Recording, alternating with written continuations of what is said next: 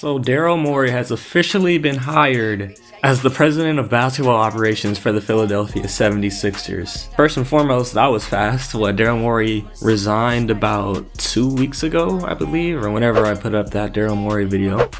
And all of a sudden he's back into a major front office position with another contending or capable of contending team in the Philadelphia 76ers as their president of basketball operations. And just looking at this transition from Houston to Philly, these are two polar opposite teams. When you look at it from Morey's perspective, he's coming from a team that is so analytically constructed, emphasis of more and more three-ball shooting, small ball playing smaller, not having a 7-footer out there, not even having somebody above the height of 6'10" in your rotation. He's coming from a place that many people were forecasting as the future of basketball, and he's heading to a team that is basically constructed as the antithesis of the Rockets. You have a lack of three-point shooting, a team that plays two bigs, sometimes those bigs were starting together, and a team that is really has a heavy dose of low post scoring.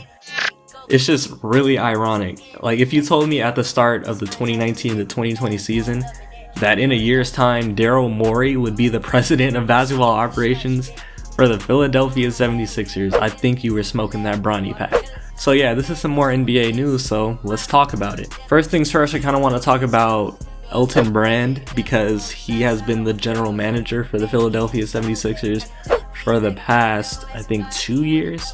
And he's kind of been the guy in the front office. I've never heard about what the president of basketball operations for Philly was thinking about when a Philadelphia trade or Philadelphia signing was made. It was always Elton Brand that was viewed as the guy in the front office making decisions. Well, that's kind of changed.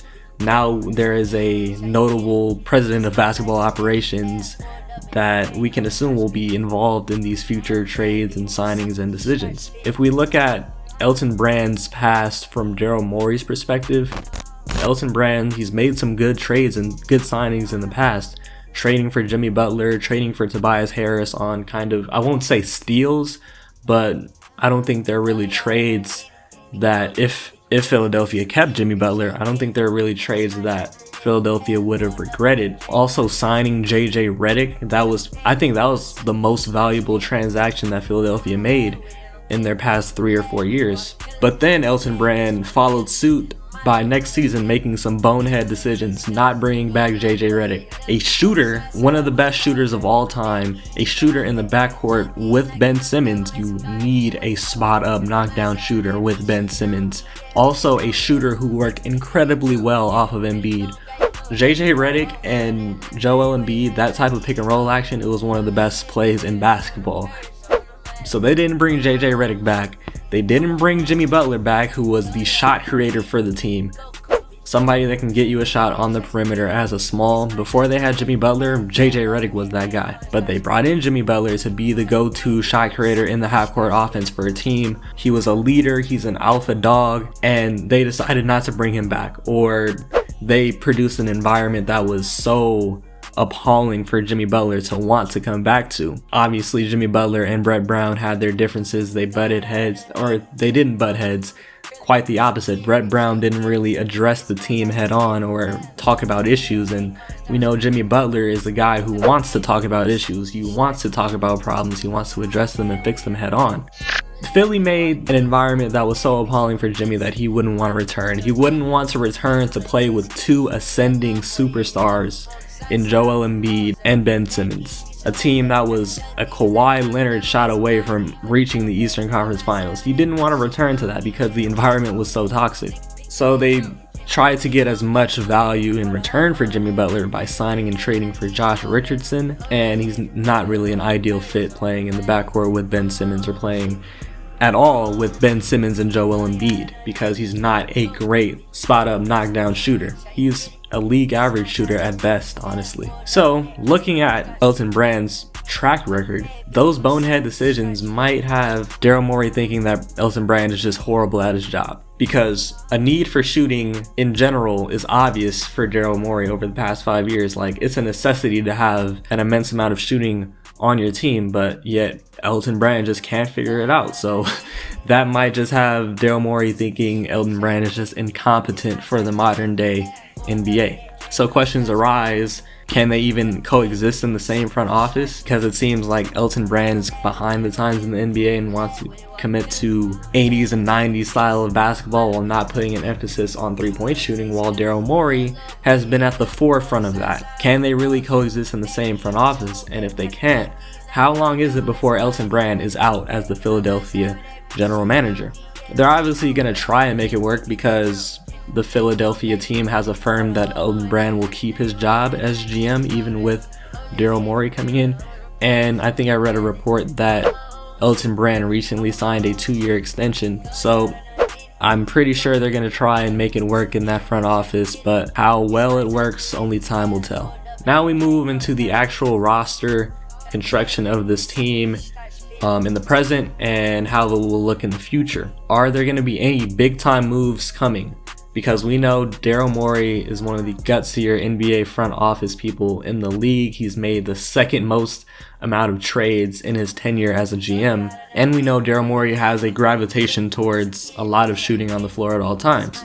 Yet there is a bit of a dichotomy when you view Daryl Morey's ideals and Philadelphia's roster construction. Because like I've said, and like you all know, the two stars on the team, the two superstars on the team provide zero to little spacing on the floor. They provide zero to a small threat from three-point shooting in Ben Simmons and Embiid. So will Daryl Morey look to separate Simmons and Embiid? Finally, is a separation of Simmons and Embiid imminent?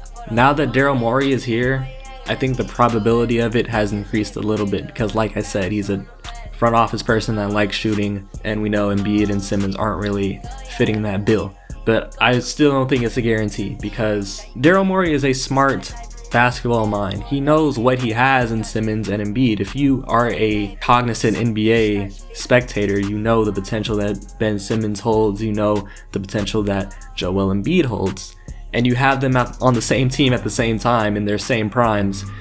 That type of talent doesn't grow on trees. And there's evidence that suggests that it's possible for an Embiid-Simmons tandem to succeed. Like I said, it took a ridiculous Kawhi Leonard game winner in Game 7 to knock them out of the playoffs. So they were in prime position to get to the Eastern Conference Finals and maybe even reach the NBA Finals, but you just need the perfect roster around them. And if I think there is anybody that can construct the perfect roster around Ben Simmons and Joel Embiid, and if there's anybody who's going to make a conscious effort in trades and signings and maybe do some gutsy things to really build that perfect roster around Simmons and Embiid, I think Daryl Morey is the guy for the job. And just a disclaimer, I don't think separating Embiid and Simmons is the right move. That type of talent doesn't grow on trees. If you have it at the same time, you just gotta make it work. That's just my opinion. I know there are differences out there, but that's just my opinion. And if we look at the starter caliber or fringe star players outside of Embiid and Simmons, obviously there's Al Horford. We know about his horrible contract that Elton Brand gave him. Is Daryl Morey going to try and find a creative trade to get him off of the team? Obviously the trade that's kind of floated around the NBA trade rumors is Al Horford for Buddy Hield. It kind of fits needs that both teams have. 76ers need more shooting. Kings need veteran leadership. That trade kind of fills both needs, but would Sacramento really want a aging veteran on such a horrible contract as Al Horford? We can dive into that in another video. I've kind of talked about it in my prior video, but I think Daryl Morey could formulate a creative trade to where maybe the 76ers do get the worst player, but they get a sniper that is a need that Philly has. If we look at Tobias Harris, who is kind of the third best player on Philly and the third best scorer, the third scoring option, his contract is untradeable because his contract is pretty much worse than Al Horford's, because you're paying Tobias, you're paying him superstar caliber money, like you're paying him MVP candidate type of money.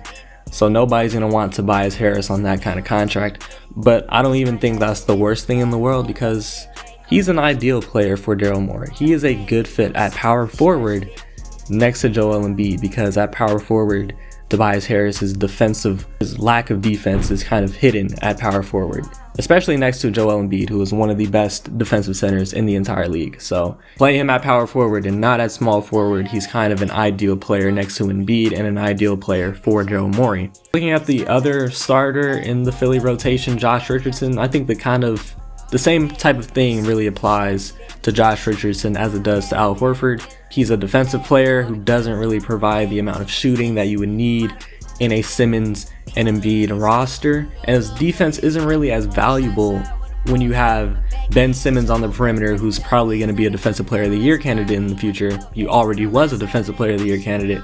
And you have Joel Embiid down low, who I think can also be a defensive player of the year candidate. So having those two players on your team at the same time, I think that's more than enough to really carry a starting unit's defense. So that's kind of when Josh Richardson's defense, Al Horford's defense, that's kind of when it really doesn't be as valuable. This is another time where the philosophy of trading Josh Richardson for a player who maybe he's not as good or talented as Josh Richardson, but because of his shooting ability, he's more valuable on specifically the Philadelphia 76ers because of their needs.